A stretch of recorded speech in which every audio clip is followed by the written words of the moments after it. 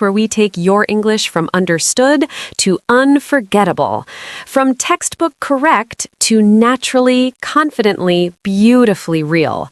I'm Emma. And I'm Jack. And if you are new here today, perfect timing. Seriously, this episode is one that intermediate learners have been waiting for. Welcome to the family. So glad you're here. And today is special because we are not talking about grammar rules. We are not talking about tenses or articles or conditionals. Today, we are talking about phrases, real, natural, native-level phrases that will completely transform the way you sound in English. Because here's something I want every listener to hear clearly. Your grammar can be perfect. Your vocabulary can be wide. But if you are still saying, I think it is good, and I agree with you, and that is very interesting, you sound like a textbook, not a person. And you are a person, a real, interesting, complex human being, and your English should sound like that. So today, 50 real phrases used by real native speakers in real conversations every single day. And we are not going to give you a boring list. We are going to use them, talk with them, show you how they feel inside a real conversation. Because a phrase only truly makes sense when you feel it in context. Exactly. And before we start, if Talk Emma is part of your English journey, subscribe to the channel, like this episode, and share it with one English learner who is stuck at intermediate and wants to break through. We upload a brand new episode every single day, so there's always something fresh waiting for you. Okay, phrases for opinions and reactions. Let's go. Let me ask you something. When someone says something surprising to you, what do you say? In basic English, really, that is surprising. And in natural English? No way! You're joking! Yes, no way and you're joking. Two of the most natural reaction phrases in English, and native speakers use them constantly. No way means, I can't believe that. I'm shocked. It's my instant reaction. You're joking. Same energy. Sometimes written as you're kidding, same meaning. Pure disbelief, pure surprise.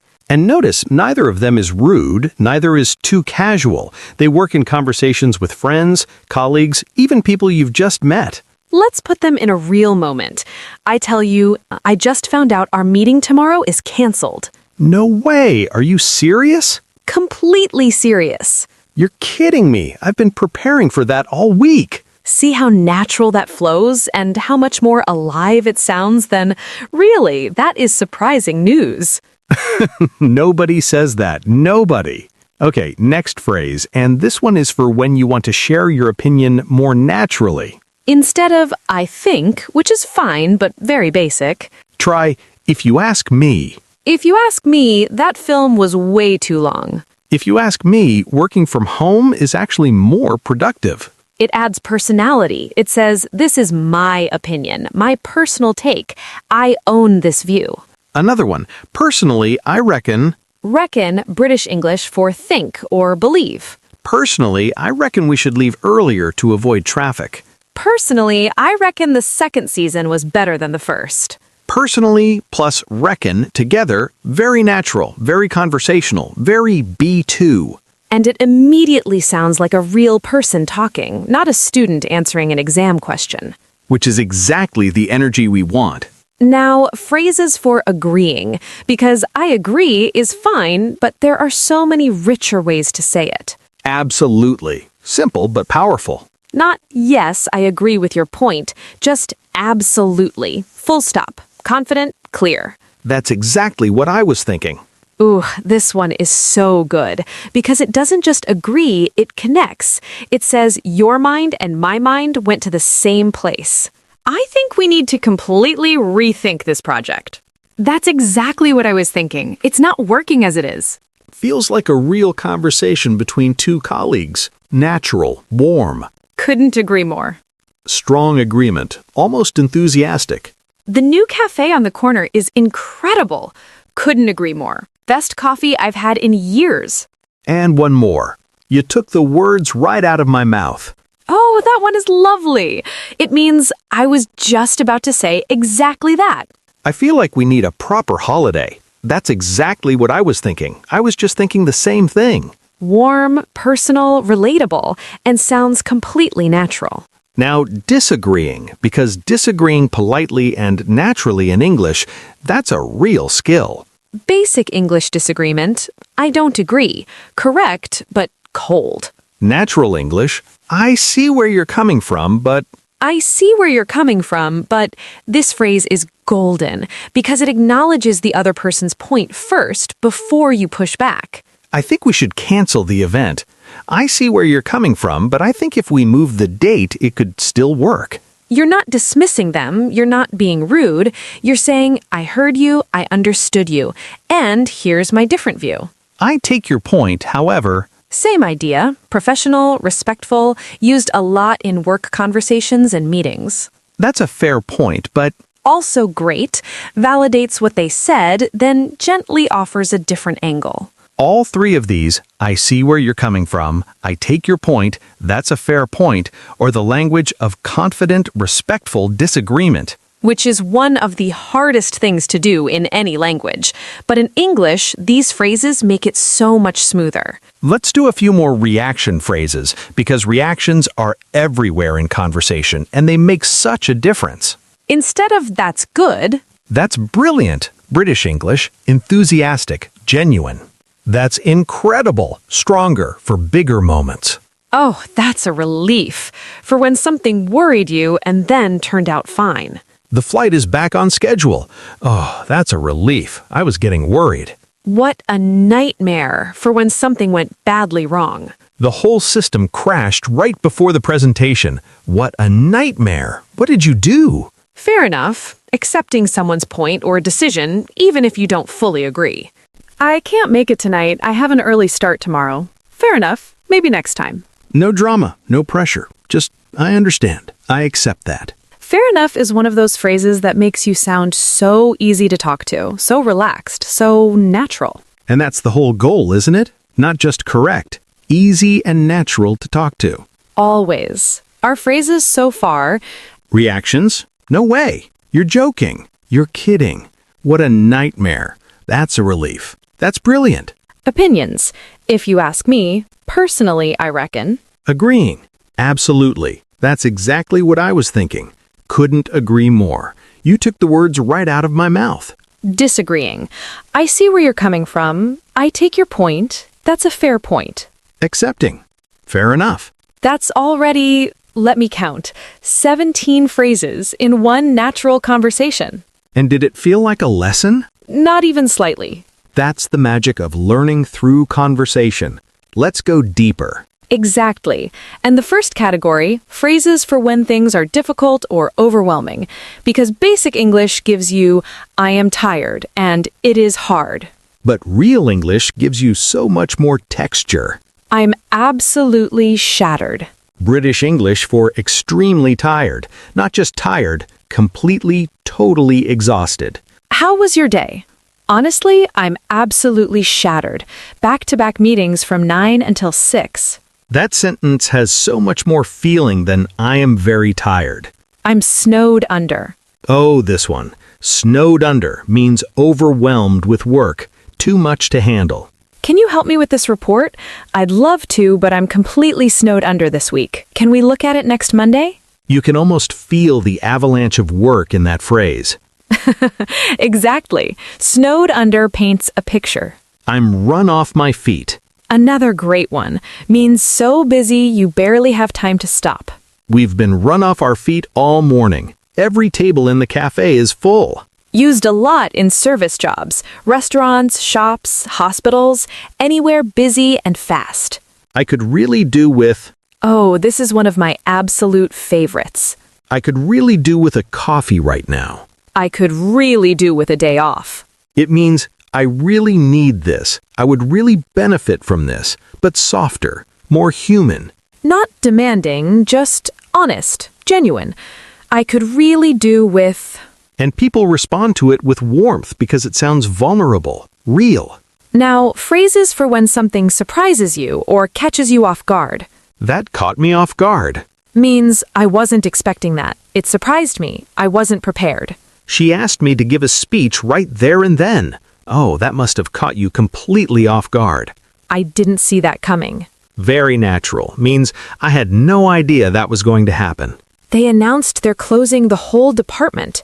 Really? I completely didn't see that coming.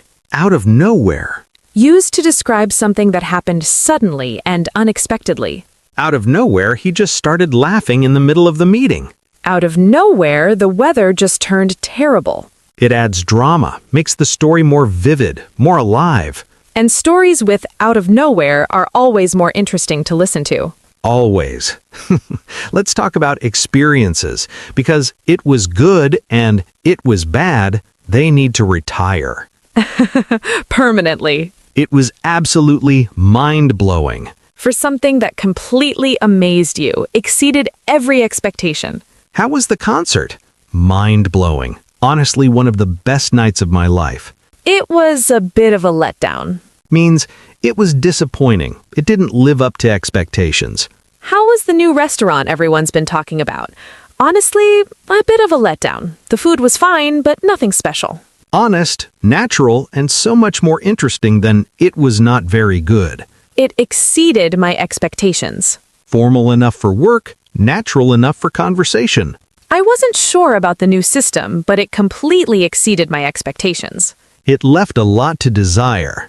Very British, very polite, but the meaning is clear. Not impressed. British people saying something left a lot to desire? That's actually quite strong criticism wrapped in very polite language. The British art of understatement. Now, phrases for when you don't know something or you're not sure, because I don't know is fine, but there are so many better options. I haven't the faintest idea. Means I have absolutely no idea, not even a small clue. Do you know why the meeting was canceled? I haven't the faintest idea. Nobody told me anything. Your guess is as good as mine. Means I don't know either. We're both in the dark. Why is the office so quiet today? Your guess is as good as mine. I just got here. It's hard to say. Softer, more thoughtful. Means this is complicated. I'm not sure. Do you think they'll accept the proposal? It's hard to say. It could go either way. I'm on the fence about it. Means I haven't decided yet. I can see both sides. I'm neutral. What do you think about the new policy? Honestly, I'm on the fence. There are good and bad points. On the fence, such a visual phrase. You can almost picture someone sitting on an actual fence, not on one side, not on the other. Right in the middle. Undecided. Comfortable with uncertainty. Which is actually a very mature position to take on complex issues. And I'm on the fence says that maturely and naturally. A few more important everyday phrases. It slipped my mind. Means I forgot, but in a soft, human way. Not careless, just it disappeared from my memory. Did you send that email? Oh no, it completely slipped my mind. I'll do it right now. Bear with me. Means please be patient. Give me a moment. Bear with me. I just need to find the right file. Used a lot in professional situations. Phone calls, presentations, meetings. Very natural and very polite. I'll keep you posted. Means I'll update you when I know more. We're waiting to hear back from the client. Okay, just keep me posted. Let's touch base. Means let's connect again soon. Let's check in with each other. Very common in work environments. Let's touch base next week and see where we are. It's not the end of the world. Reassurance phrase means this is not as bad as it feels. Things will be okay. I missed the deadline. Hey, it's not the end of the world. Let's see what we can do. Warm, calming, exactly what someone needs to hear in a stressful moment. That's 20 more phrases, running total 37. 13 more to go, and these last ones, I think they're my favorites. Why? Because they're the ones that make you sound not just fluent, but genuinely natural, genuinely native. Let's go. The final stretch. And Emma called these her favorites, so I'm excited. These are the phrases that when a learner uses them, make a native speaker think, wow, their English is really natural. Not just correct, natural. Because there's a difference. Correct is the floor, natural is the ceiling, and these phrases help you reach that ceiling. Let's start with phrases for buying yourself time in a conversation, because everyone needs this in any language. When you need a moment to think, basic English says and and then silence. Natural English has much better options. That's a good question. Let me think about that. Buys you time, complements the question, makes you sound thoughtful rather than lost. Now that you mention it, Means your words just triggered a thought I hadn't considered before. do you think the project timeline is realistic? Now that you mention it, I do think it might be a bit tight. It sounds like you're thinking in real time, because you are, and that's beautiful. Off the top of my head, Means, without thinking too deeply, my first instinct. how many people do you think will attend? Off the top of my head, maybe 30, but don't hold me to that. And don't hold me to that, another great phrase, means don't treat this as a promise or a fact. It's just my rough estimate. 2 phrases in one sentence. Very natural, very real. Now, phrases for making a point more strongly, because sometimes I think is not enough. You want to emphasize, drive the point home. The thing is, Means the real important point, the core of what you want to say. I understand your concerns, but the thing is, we simply don't have the budget for it right now. The thing is signals, pay attention, this is the real issue. At the end of the day, Means when everything is considered, when all the noise clears, this is the truth. at the end of the day, what matters most is that the team is happy and productive. Used a lot in discussions and debates, brings things back to the essential point. When it comes to... Means introduces a specific topic or area you want to focus on. When it comes to customer service, I think we need to completely rethink our approach. Clean, direct, professional, natural. Having said that, Means, but on the other hand, introduces a contrasting point after acknowledging something. the project was challenging. Having said that, I think we learned a huge amount from it. It shows balance, nuance, the ability to hold 2 ideas at once. Which is very B2, very mature English thinking. Now, some of my absolute favorites, phrases that add warmth and personality to conversation. I can't speak highly enough of. Means I think this is absolutely wonderful. I recommend it completely. Have you tried that new Italian place? Oh, I can't speak highly enough of it. The pasta is incredible. Such a generous phrase, full of warmth, full of genuine enthusiasm. It goes without saying that. Means this is so obvious it almost doesn't need to be said, but I'm saying it anyway. It goes without saying that we appreciate everything you've done for this team. I must say, Introduces an honest observation or opinion, often slightly surprising or strong. I must say that presentation was one of the best I've seen in years. I must say I wasn't expecting the ending of that film at all. It adds a slightly formal but warm tone, makes your opinion sound considered, thoughtful. Funnily enough, Means strangely or coincidentally, used when something surprising or ironic happened. I was just thinking about you. Funnily enough, I was about to call you. Love that one. So natural, so human.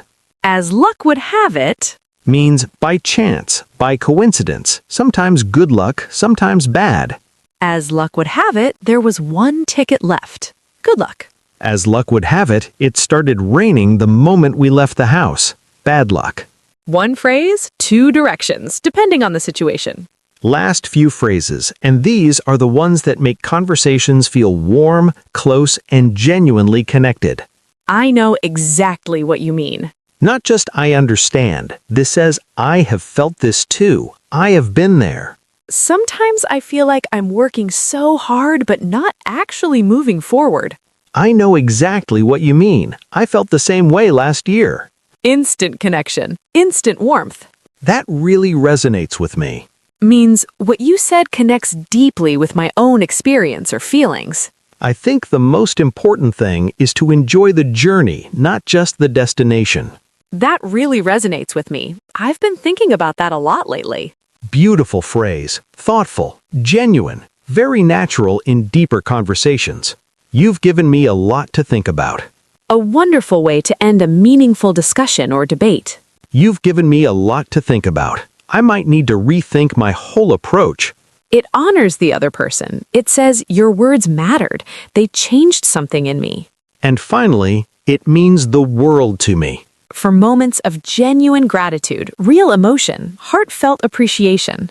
Thank you for always being there. It means the world to me, truly. That one never gets old. No, it really doesn't. 50 phrases, all natural, all real, all B1 to B2 level. And every single one used inside a real conversation, not a list, not a drill. A living, breathing English lesson. I want to say something before the ending. There are learners listening right now who have been studying English for years, who know the grammar, who understand when they read and listen.